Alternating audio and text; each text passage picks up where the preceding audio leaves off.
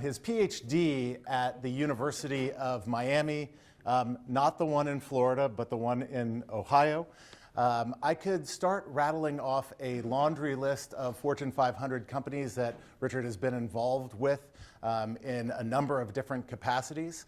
On top of that, he is an award-winning author with 10 books that have been translated into 8 different languages and sold over 500,000 copies. I'm sure you're keeping track of this, or someone is. So please give a warm RU welcome to Richard Moran. Hi, everyone. Richard, I could have made that a lot longer of an introduction, but I think it was Shakespeare that said that brevity is the soul of wit, so hopefully that was not too much of an embarrassment for you. No, I'm going to take you with me everywhere for that short introduction. Yeah, there's a pocket version of me available, by the way. So today our conversation centers around soft skills and other mysteries of the workplace. And so one of the things, looking through the litany of books you've authored, one of them kind of struck me as kind of very central to this conversation, The Thing About Work. And so in looking at that, one of the stories that struck me as quite interesting was a conversation that you had during an interview interaction. And so I believe the person in the interview referred to you as a golden retriever. Mm-hmm. How'd that work out for them?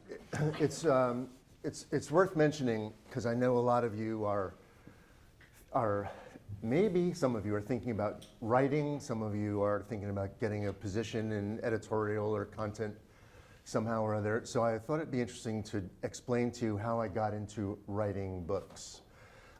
I was in consulting at the time, and I flew into New York City. I'm in Manhattan. I'm with clients, and the first thing during the course of that day was I'm interviewing a woman who is an outstanding candidate, and we're really hitting it off. She's doing really well, and about halfway through the interview, she said, I really need to stop and tell you this is so exciting because you remind me of a golden retriever.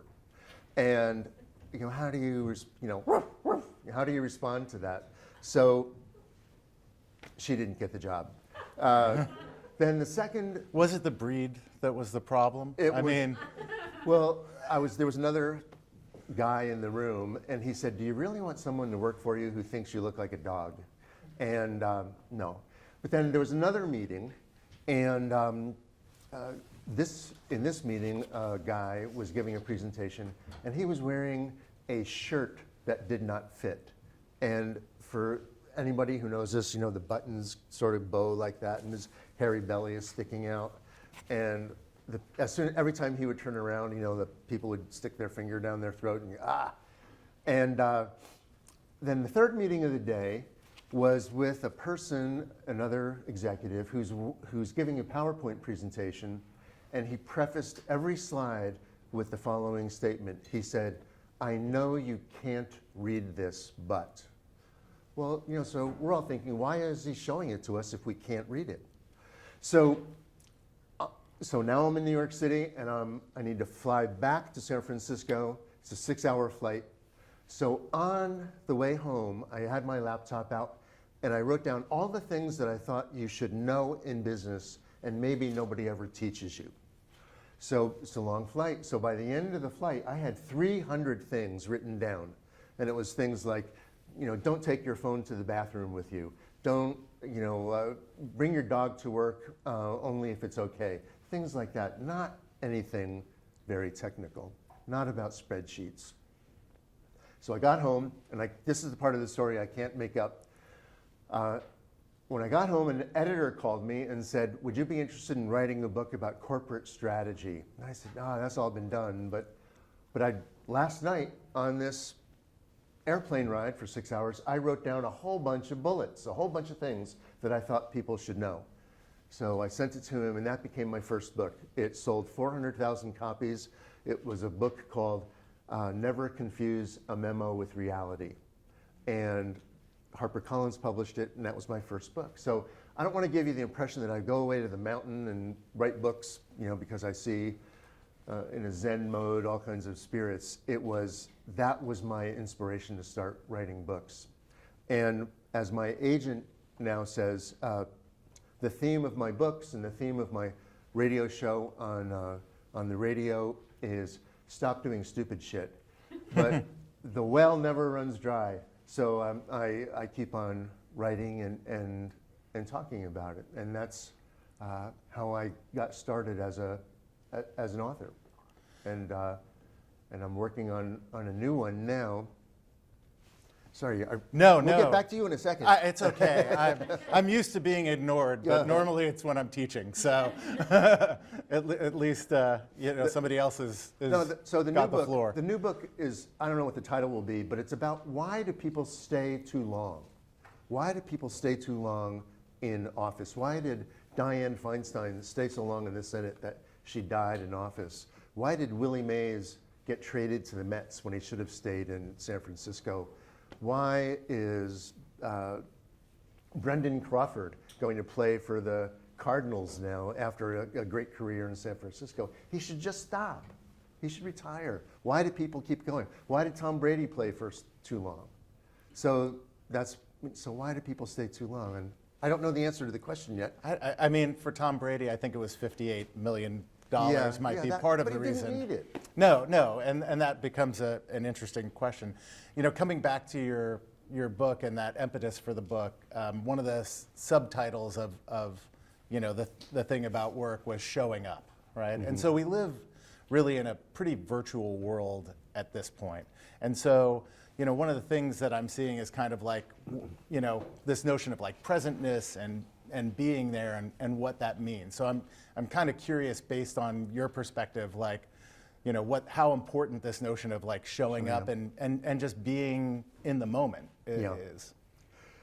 Showing up is still really important.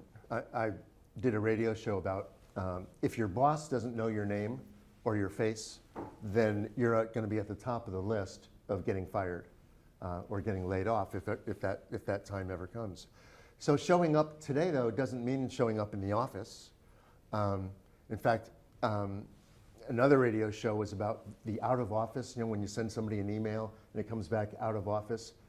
No one is ever in the office. So what does it matter if you're out of the office? But what it does mean is that you need to show up in whatever context is available in that organization. Our daughter, who is in marketing, works for a company. She's in San Francisco, and she works for a company that's headquartered in Brooklyn. And there's a 3-hour time zone, and she shows up every day, somehow or other, so that people know that she is working and meeting her goals. And a phrase that's often used is results count. And if you're showing results, then that's like showing up. So it's not necessarily showing up, but there are little tricks, like if you're on a Zoom call or a Microsoft Team meetings call or whatever it is, don't turn your camera off. Little trick. If you turn your camera off, people think that you're looking at something else. And all these little tricks are what make for the workplace to be both complex today as well as confusing. The showing up means showing up. Even if there's nobody in the office, what if you go in the office and nobody's there? That doesn't count.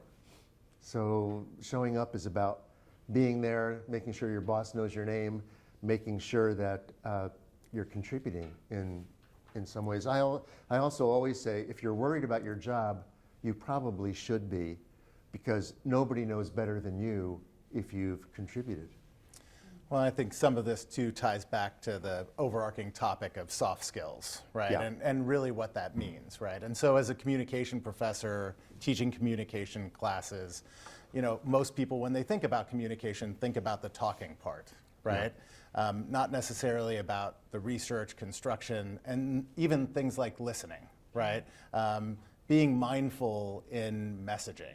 And so the thing that I'm curious about for you is when you look at the roles that you've had, like how important have these things that are quote unquote soft skills, and I think that's kind of like a dirty word that we've had, but what's interesting now is we're seeing a shift in terms of the value of soft skills too, where people in industry are going like, actually these are the most valuable skills. So given your perspective, I'm curious to hear you riff on that a little bit. This is the part that everybody's been waiting for, that if you develop your soft skills, you're going to be rich and famous, and maybe. So here are some of the soft skills, and I'll use myself as an example, probably more than I want to, but this I think is the important part that you should know about, and I learned a lot of them here on the banks of the old Raritan. Brian mentioned listening. Listening is really an important skill, and I actually honed my listening skills in graduate school because I had to take a class in counseling. It was a summer, I had to fulfill a summertime requirement, and so I took a job in counseling, which is all about listening. And listening is not just, yeah, I got it, or it's more about understanding what the person is saying. So listening is my super skill. I listen and I sometimes repeat back to people what they just said in a very synthesized way. And sort of the corollary of that, another soft skill is observation. I'm a really good observer. And observer means I can walk into an organization, I can walk into a reception area and tell what that company is like, what it's like to work there, what the culture is like. Because I have pattern recognition now and good observation skills. And my mother used to think that I developed my observation skills because during my time at Rutgers, I was a lifeguard in Seaside here. Best job I ever had, by the way. But observation skills are really important, and that means that you're seeing what's happening, you know what the world is like, and you can interpret it. And then the third skill, and they're sort of the triumvirate of soft skills, is being able to synthesize.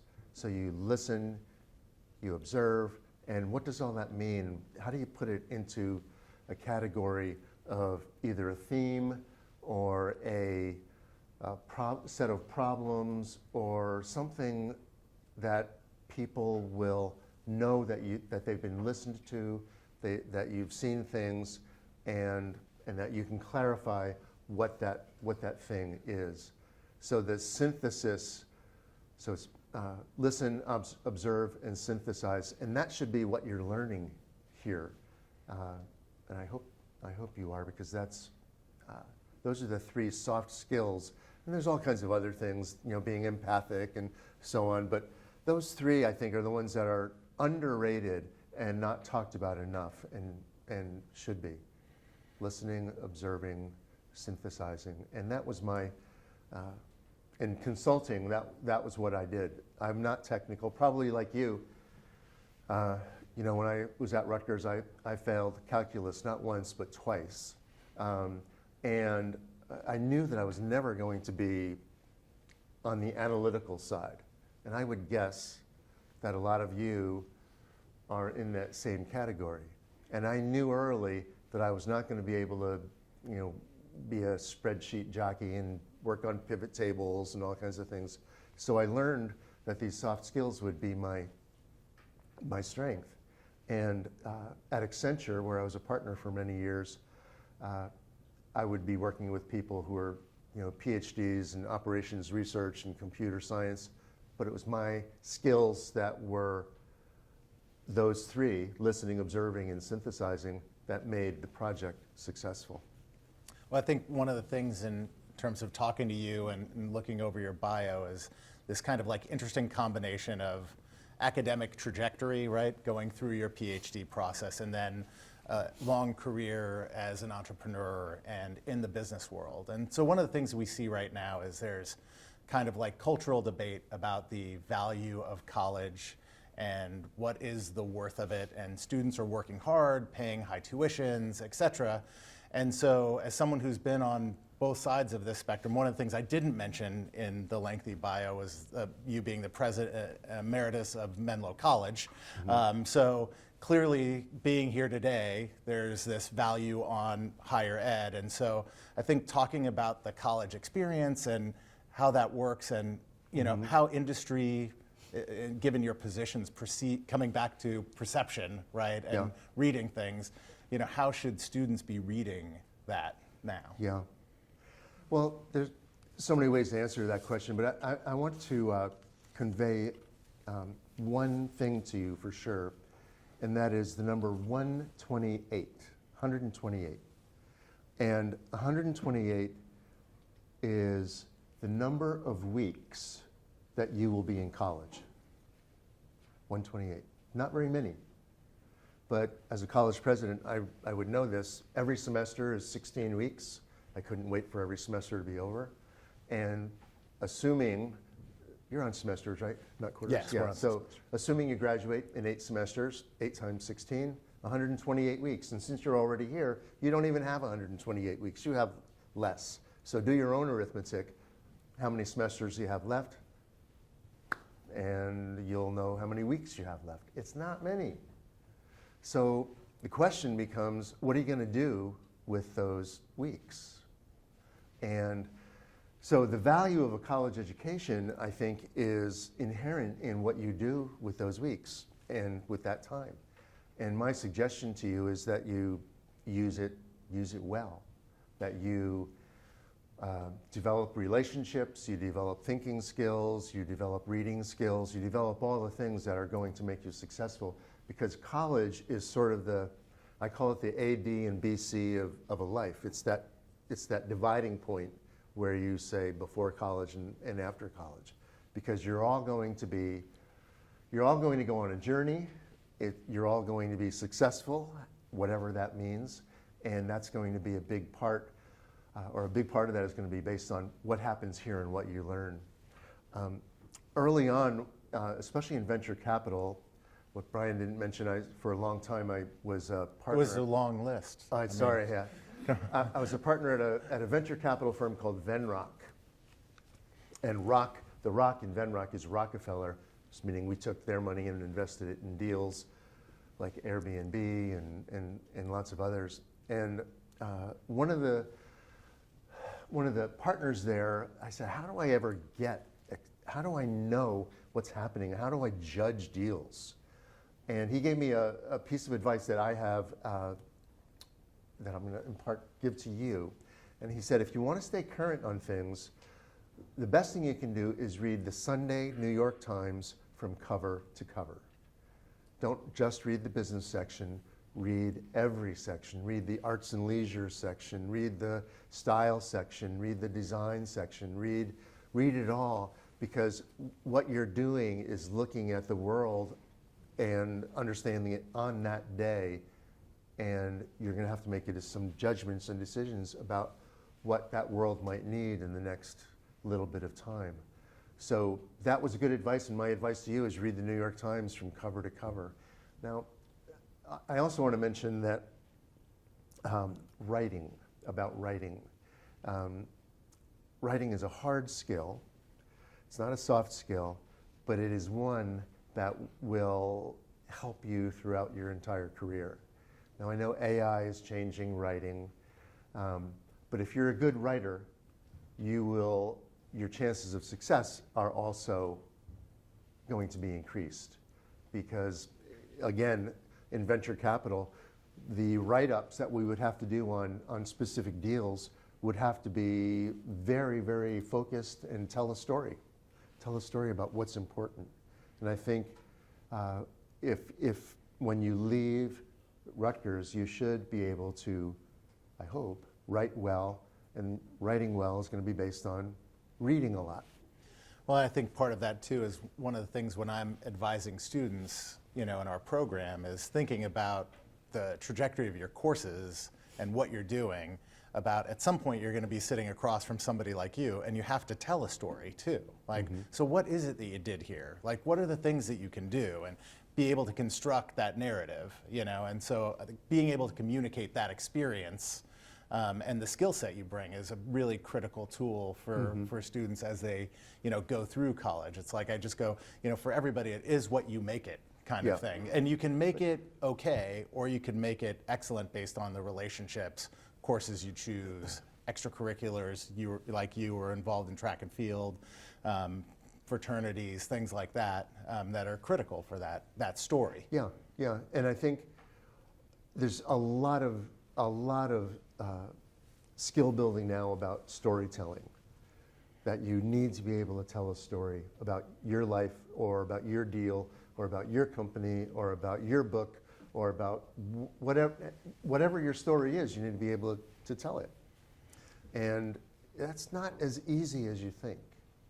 And whether it's an interview, or whether you're applying for graduate school, or wherever your journey is going to take you, telling your story is really important. And it's not complicated. It's like a children's book. You know, once upon a time, and then somewhere in the middle of the book, there's a page that says, one day, the princess showed up, or the witch showed up, or that you need that one day, and then you need the final chapter. But it's all about telling a good story, and that's whether you're going into business or not-for-profit, whatever it is, your storytelling ability will be really important. And I'm hoping that you're getting that sense. You're getting that sense here. And I like to tell stories. I mean, a big part of my success has been about always telling a story. And that is, I don't know how that happened, but I learned to tell a story early. When, maybe it's because when I was at Rutgers, here's a story.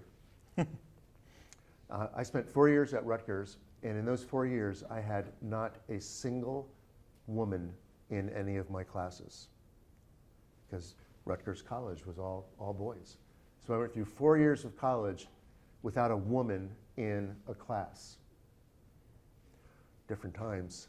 And so trying to find a date, I had to tell a lot of stories because there was nobody around. But that was just a whole different time on campus. And I think it's a lot better now. Well, it looks like you made some decisions in terms of that process. And one of your books, Never Say Whatever, you talk a lot about the choices that we make. And so one of the things I think is kind of interesting is to look at the difference between making decisions and having reactions, right? You kind of have clearly made some really big choices in your life. And so I'm curious about kind of that notion of not saying whatever and kind of being more risk-taking or directed. Let's do a survey here. Does anybody in the room ever say the word whatever? Whatever. Oh my gosh. Stop. Don't say that word. So here's a statistic that I want to put an earwig in your ear so that you stop saying that word, and every time you hear that word you say, I shouldn't say that. I didn't do this research. You make 30,000 decisions every day. While I've been talking, you've made hundreds of decisions. Am I going to look at that guy? Am I going to look at my phone? Am I going to pay attention? What should I have for lunch? Where should I go? So you make 30,000 decisions in a day. 30,000. And every time you say the word whatever, you're not making a decision. So when you say whatever, usually it could mean I don't care. It could mean you make the decision for me and I'll blame you later. It could mean I'm a victim. It just is a really bad word. So, and it's annoying. You know, what do you want for lunch? Whatever. No, you want something for lunch. You want a tuna sandwich. Pick it. So if you get nothing else out of my chat this morning, stop saying that word. And the corollary is, you know how many big decisions there are in your life? It's, again, the same research. There's about 15 1-5. And that's where you live, who you marry, where you go to college, your faith, children, get a dog. There's not a lot of big decisions. So don't say that word whatever. And whether you are making, little pros and cons in your head, or whether you're making a list, whether you can turn over the magic 8-ball and ask it questions, but the magic 8-ball doesn't say whatever. It tells you yes or probably or something. So I wrote this book because people have a hard time making decisions. And I understand that because there's so many to make. And at the end of the week, what happens is they pile up, and then you're suffering from decision fatigue. And then you say, whatever, I'll just let them all figure themselves out. No, make these small decisions. And if you do, then you will have, in the workplace, you'll have a more successful career, and you'll have more successful relationships too, because nobody wants to be around a whatever person. And who's buying the book is organizations. Organizations are buying 200 or 300 copies at a time because nobody wants to work at a company or a place where all they do is say whatever. Should we move the product into China or India? Whatever. No, that's not the right answer. So I've had a lot of fun with this book, and I've been on campuses talking about it because college students are prone to say that word and don't substitute it with something just as bad. Well, I think sometimes when you start looking at the decisions that people are looking to make, there's some angst or anxiety, whether that's choosing a tuna fish sandwich over the salad kind of thing. It's like, well, what if my meal's bad, right? Yeah. And so at what point do you leave a de facto kind of decision to happen where, okay, well, I'll just give me something, right? And so there's, some of those 15 big decisions that we deal with, those are even more anxiety laden than tuna, right? Yeah. One of the things that we're seeing, especially now on college campuses, coming back to the choices people are making, there's a high degree of stress, anxiety, angst about the choices that students are making.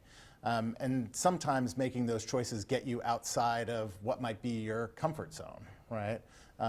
Seeing where you've kind of navigated through a bunch of different areas, I'm assuming some of those were stressful choices to make that had some potential angst to them and had maybe some uncomfortable moments. Yeah. But how did you come out of those moments and recover from maybe what was a bad choice kind of thing? Well, one of the variables that I think all of you need to think about in your lives, especially when it comes to whatever, is risk, and this is what you're getting at.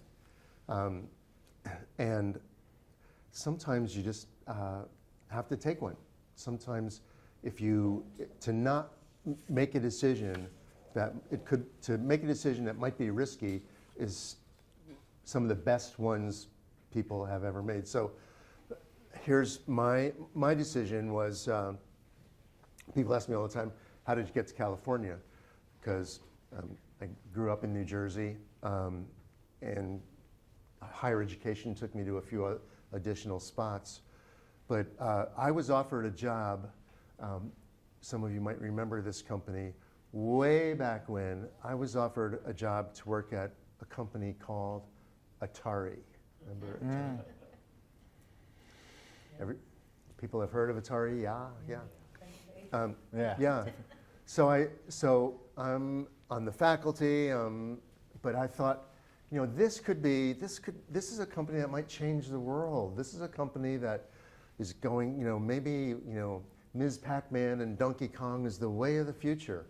So I left higher education and took this job, 3,000 miles away in a world I didn't know anything about, and it was a huge risk.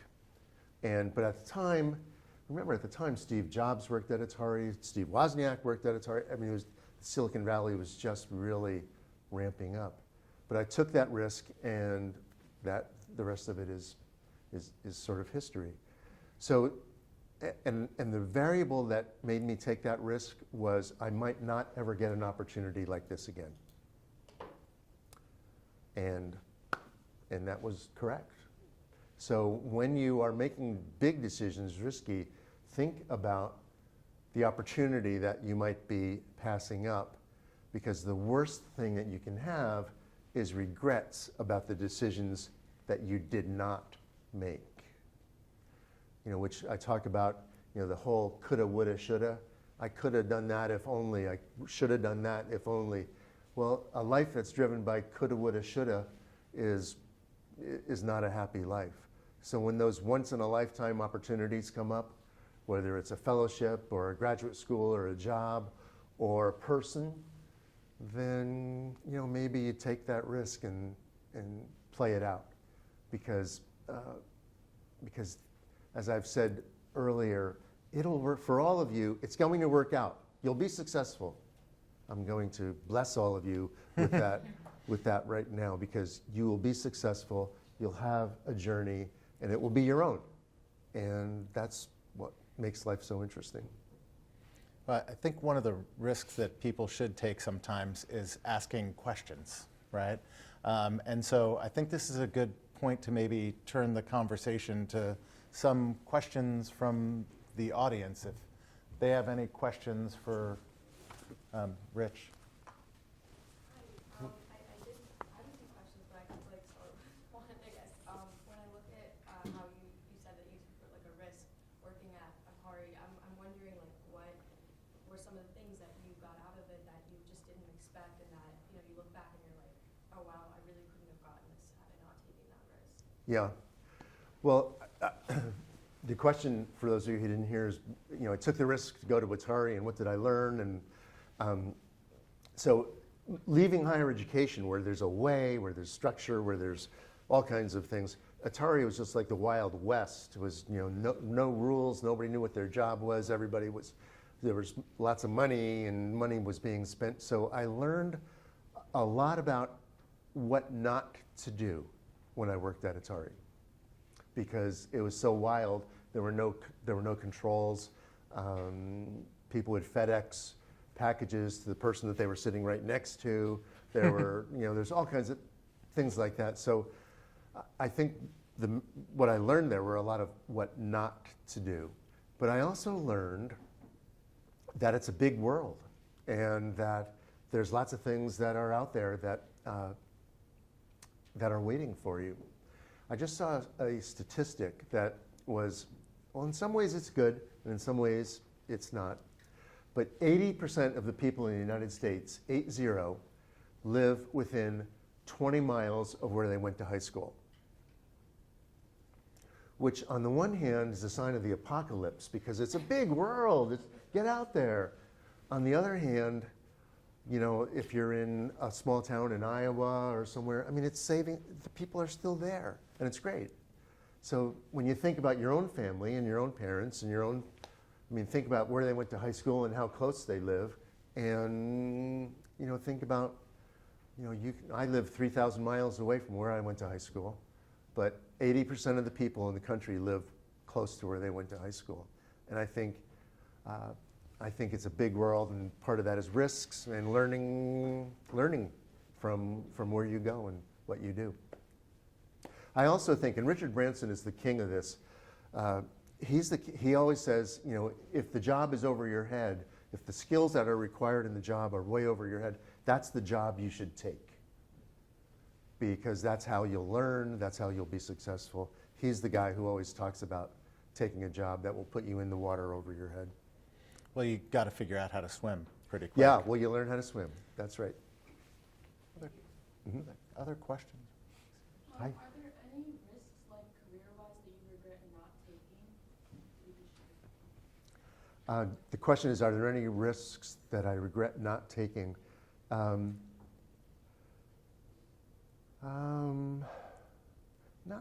really. Whenever I would do something or take a job, or even relationships, if I don't like it, I change it. My attitude has always been, I don't like this job, I'm going to to change it. And so if I took a risk and it didn't turn out to be the way I wanted, then I changed things. So, for example, I worked at Atari for only 2 years because it was just too stressful and it wasn't going the right way. So I changed. And I changed just in time because Atari sort of blew up. But I think there's also an element of, of course I have risks in life. Everybody does. But the trick is to learn from the risks, not, dwell on the risks. I have a favor to ask everybody while I'm thinking of it. So LinkedIn just changed all the algorithms on their profile. I don't know, this is all a mystery to all of us. So I went from 105,000 followers to 99,950 followers. So I want, if you can, if you feel like it, follow me when you get home and you're on your computer on LinkedIn, because I need to get above 100,000 again, and good things will happen to me. So follow me on LinkedIn. I promise I'll connect with you, and it won't cost you anything. I need to get back up over 100,000 followers. Now they just took them away from you? Is that... Well, I guess they were bots. I guess they weren't. I don't know. Oh, they weren't. They weren't real people. I mean, I don't know. I don't know anybody on LinkedIn that follows me, but I'll know all of you. Other questions from folks? What, you've got to follow up? I know, I'm so sorry. It's okay. This is kind of a question I've been thinking about for as long as I've been in JMS. I know how you explained with Atari, you realized that the world was changing and it was kind of the direction to go to. And obviously now with technology just advancing, it's kind of more of a prominent question where we're like, should we become digital nomads and kind of involve our lives more into the creative world or the freelancing world and go in that direction, especially in the JMS, or kind of go towards corporate America? How do you, how do you look at that in the industry? So the question is basically all about technology and how it's changing our jobs and careers and where you should focus. There's a lot of ways to answer that question. I've been in the Silicon Valley for a long time, and one thing that's the currency of Silicon Valley is big ideas, not little ideas. And so, for example, the buzz right now is all about artificial intelligence, but it's also about things, flying cars. Forget electric cars or driverless cars. We have all that already. It's flying cars. Or the other big scoop right now is cold fusion, meaning nuclear reactors that are, the size of this table that can change the world. Cold, it's never been done yet, but they're close to it, they think. So, I'd be looking at trends and where the technology and where all of that is going. So you can spend all day on Instagram or TikTok, and I'm not sure that's going to help. But if you learn about what's happening in AI or in healthcare or the technologies that are changing in that is going to be more productive for your career. So AI is a good example. Nobody knows how to do anything in AI because it's new. So people say, well, how do you market AI? How do you develop channels of distribution? How do you talk? Nobody knows how to do that because it's brand new. It's just starting. So if you learn about that, you have that skill. How do you integrate AI into video games? There's lots of things going on. So AI is one of those areas. Healthcare is another area. And healthcare is not only about being a physician or all of that. It's about, how do you describe a drug clearly and crisply, or tell a story about it. Here's another story. Remember, I'm like you. I was not technical. I'm not analytical. And I'm working now with a company. I'm on the board of directors where the founder of the company is a plastic surgeon. And he doesn't do cosmetic surgery. He does burn victims and things like that. He developed this material, and I don't know what the material is, very complex chemistry. And he went home one night and he had the material with him, and his dogs have bad breath. Work with me on this. All dogs have bad breath. They don't brush their teeth. So he took this material that he uses in his plastic surgery practice and he injected it into their gums, trying to cure their bad breath. And not only did it cure the bad breath, it stopped the gum disease from spreading. So it's a treatment for gum disease. And if you ever wore braces, anybody who wore braces, the chances are high that you're going to get gum disease. A lot of people have gum disease. So in treating his dogs, he discovered a process to treat gum disease. There's a story. I don't know what that material is. It's really complex chemistry. And I'm helping him because I can tell the story. He knows the medicine, and he can't tell the story. So the moral of my story there is, don't think that you can't be involved in AI or medicine or something else because you're not technical. You can be. And I mean, I'm just encouraging you to figure out what those trends are and jump on those trends.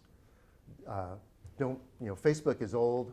Don't worry about working at Meta, but see what the future is. Yeah, one of the things I'm always telling students too is when you start looking at, some of the things within the communication major, like we have a whole area in health communication, and it's like, oh, okay, well, and a lot of them are thinking very corporate in terms of like PR and marketing and whatever, and it's like, well, if you can smush that together and be the storyteller in health or the storyteller in technology or the storyteller for education, right? I think sometimes we don't do a good enough job telling the story that we do, here on campus. Then that's really the critical skill. Other questions? Oh, Dean wants to ask a question. So. I didn't see anybody else. I will give priority to students, but I didn't see anyone. So, Richard, let me ask you, when you think back of your time as a student here, and from what I've learned, Brian, you haven't mentioned it, but he was not only a graduate of Rutgers, but of the Department of Communication at Rutgers. So he's one of us here in the room. So when you think back at your time here as a student, is there anything you say to yourself, well, if I knew then what I know now, I would have done it differently? Mm-hmm. Or I was so smart, I did that as a student because see how much it pays off. I mean, any kind of advice for a student today of what they should or should not be doing? If I knew then what I know now, that's the question. It's an next one, yeah. And Yeah. I want royalties on the title. Well, first of all, I loved my time here. My 4 years at Rutgers were special. I have lifelong friends that I stay in touch with. Our family attorney was my roommate. And what my time at Rutgers taught me, as much as anything, was to spread my wings, to try different things. And I did. And as a result of that, what I did was develop a lot of relationships at Rutgers. So I don't regret that I didn't have more relationships, but my advice to you is the relationships that you make here are what will matter more than what you learned in geology or any of the classes that Please don't say Comm 101. not Comm 101. No, I won't say that. But my advice to you is develop relationships here. Spread your wings and make as many friends as you can, because that's what you will remember. I also I should have developed my writing skills better here. There were papers, but I didn't take them as seriously as I might have. The craft of writing is what I didn't develop here as well as I could have. And I'm not a bad writer, but there were great teachers here that I didn't take advantage of in honing my own writing skills. Remember the 128 weeks that I mentioned before? It goes fast, and there is never an easier time to make friends than when you're in college. So my advice is develop those relationships, count down how many weeks you have left, and it's not 128 since you're already here, and use that time productively as much as you can. And I did that. I recognized, for some reason, I'm conscious of time. I was conscious that it's a special time and it's short, so I'm going to take advantage of it. So I wrote for the yearbook as well as all the other things. And of course, and one thing that we should mention, that I was not a great student. I mean, I didn't graduate. Is it 4 an A? I have Because when I was here, an A was a 1. 4 is an A now. 4 is an A, yeah. And so, people would, so an A is a 1, and what people say, what's your grade point on average? I say about a 3.0. They say, wow, you're good. But an A was a 1. So I was not a great student. And so but I lived the kind of undergraduate life that prepared me for everything else along the way. But I loved my time here. That's why I ended up becoming a college president, because I recognized what a special time it was, and I wanted to bring that joy of being an undergraduate student to the students that I worked with in California. Well, Richard, it has been a great joy to spend this time with you here today, chatting with the students and giving them all of the wonderful experiences that you've had. And hopefully this is the beginning of more conversations and a beautiful friendship, so to speak. So Great. Thank you so much, and Thanks, Brian. thank you guys all for attending. Thank you. You're welcome.